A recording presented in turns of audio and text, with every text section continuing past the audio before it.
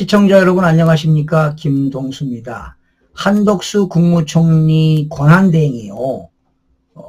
그 탄핵소추 변론 종결이 지난달 2월 19일 날 끝났습니다. 그리고 윤석열 대통령 최종 변론이 2월 25일 날 끝났습니다. 그렇다면 한덕수 국무총리부터 먼저 탄핵 심판을 결정해야 되지 않겠습니까? 그런데 지금 한덕수 국무총리에 대한 주심 재판관은 김형두 재판관입니다. 김형두 재판관은 김명수 대법관이 추천해서 윤석열 대통령이 임명하지 않았습니까? 근데 이분은 뭐 진보라기보다는 보수라기보다는 아마 중도에 가까운 분이 아닌가 이런 생각인데요. 이 김형두 재판관은 풍부한 재판 경험도 많습니다. 그리고 해박한 지식도 많이 가지고 있고요. 또 사법 행정 능력도 풍부하다고 합니다. 그래서 이런 능력을 갖춘 정말 엘리트 재판관이다 이렇게 보고 있습니다. 그런데 이제 이분은 차남이 자폐성 장애를 가지고 있어가지고 사회적인 약자에 대한 연대의식도 상당히 강조하시는 분이다. 그리고 청렴하신 분이다. 이렇게 정평이 나 있습니다. 그런데 이 김형두 재판관이 한덕수 국무총리 탄핵 사건 주심입니다. 주심. 자, 그러면 지금 한 달이 넘었잖아요. 그러면 이제 한덕수 국무총리를 결정해야 되는데 아무래도 여러 가지 문제가 많은 것 같아요. 민주당에서는 좀 한덕수 국무총리 탄핵 결정을 좀 딜레이 시켜야 되지 않냐 하고 뭐 그런 설이 있는데요. 뭐 정확하게는 모르겠습니다. 그런 이야기가 들립니다. 자, 그리고 윤석열 대통령 변론 기일은 지난달 25일 날 끝났지만 주심은 누굽니까? 정영식 재판관입니다. 정영식 재판관. 그런데 정영식 재판관도 청렴하신 분이거든요. 아주 실력 있는 엘리트 재판관이라고 볼 수가 있습니다. 이달에 3월 8일 날 토요일 날 자녀 아들 결혼식이 있었는데 야 내가 재판관으로서 아들 결혼식에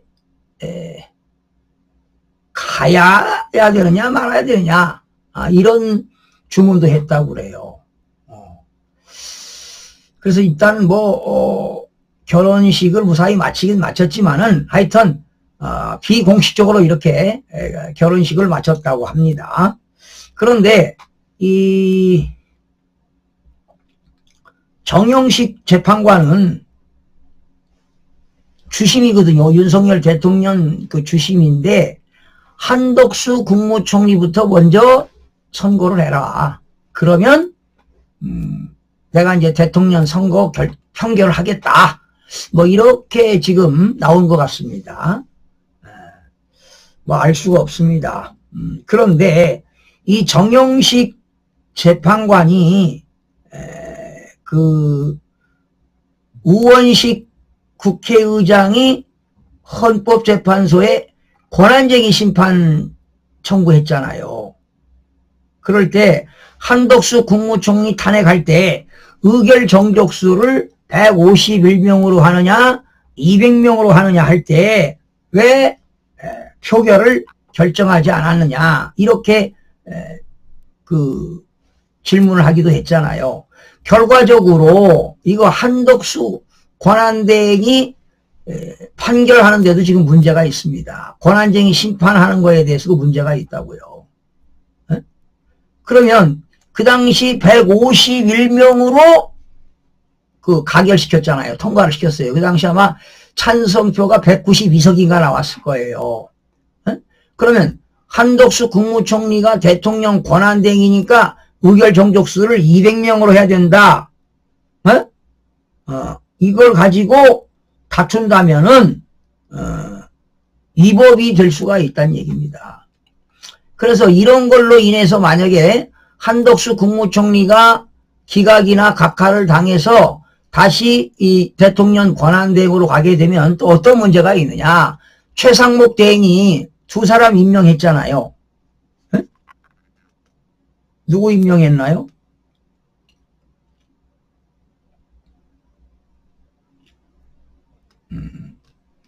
정계선이하고 조한창인가요? 이게 또 무효가 될 수 있다는 것이죠. 자, 그렇다면은 이제 내일 18일은요 박성재 법무부 장관 변론 기일이 잡혔습니다. 그러면 만약에 한덕수 국무총리 권한대행부터 선고를 한다면 원래 선고하기 전 한 이틀 전에 당사자들에게 통보하도록 되어 있어요. 그러면 만약에 21일 날 한덕수 국무총리에 대한 탄핵 결정이 된다면 대통령은 다음 주일로 넘어갈 거 아닙니까? 그러면 대통령은 3월 28일 날 탄핵이 결정될 수도 있어요. 그러면 3월 26일 날은 이재명이 공직선거법 2심 판결이 있는 날이거든요. 그러니까 지금 3월 달 이번 주 다음 주가 운명이 결정되는 날이네요. 이제 이재명 대표가 만약에 2심 고등법원에서 1년 징역에 2년 집행유예가 1심처럼 나온다면은 이제 대법원에 가서도 뭐 판결을 받아봐야 되겠지만 아마 크나큰 타격이 있지 않을까. 원래 이재명의 전략은요, 빨리 윤석열 대통령을 신속하게 판결해서 인용을 시켜가지고 조기 대선을 하려고 했던 겁니까? 조기 대선을 하게 되면은요, 60일 이내에 선거를 하도록 돼 있거든요.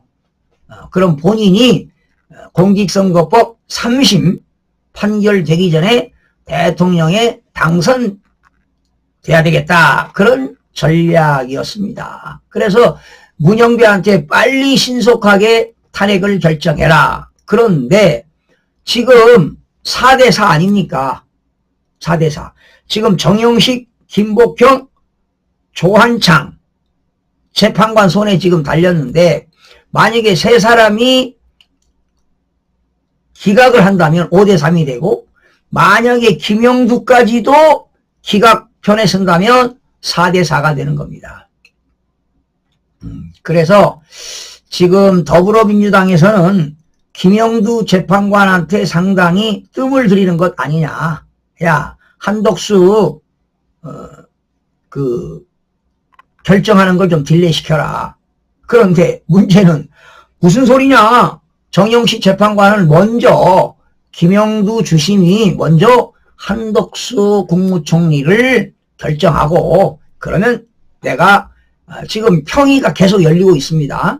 한덕수 국무총리에 대한 거 대통령에 대한 거 계속 평의가 열리는데 선고 기일도 잡히지 않았죠. 판결도 아직 끝나지 않았습니다. 그러면 정영식 재판관은 김영두 재판관이 결정하면 나도 결정하겠다. 그러니까 결과적으로 정영식 재판관은 한덕수 권한대행 먼저 선고하면 나도 판결을 결정하겠다. 지금 이런 상황이 진행되는 것 같습니다. 자, 그렇다면 만약에 이대로 시나리오가 된다면 지금 이재명이는 정말 보통 일이 아닙니다. 26일 날 그 결정 나고 판결이 되고 28일 날 윤석열 대통령이 각하나 기각이 된다면 이제 판은 뒤집어지는 것 아니겠습니까? 그래서 이렇게 거짓은 진실을 이길 수가 없습니다. 여러분, 윤석열 대통령의 정말 그런 위대한 그 용기, 담대함, 정말 상남자입니다. 윤석열 대통령이나 되니까 이렇게 비상계엄해서 부정선거 밝히려고 하는 것이죠. 누가 이거 하겠습니까? 에? 자기 편안하게 임기 채우고 나라가 살든 말든 국민이 살든 말든 부정선거를 하든 말든 그냥 가면 편안해. 노후가 편안하지요. 그러나 진정한 국민들을 위하고 대한민국의 자유민주주의를 지키기 위해서 윤석열 대통령이 비상계엄했다는 것은 정말 훌륭한 일 아니냐 이런 생각을 해봅니다.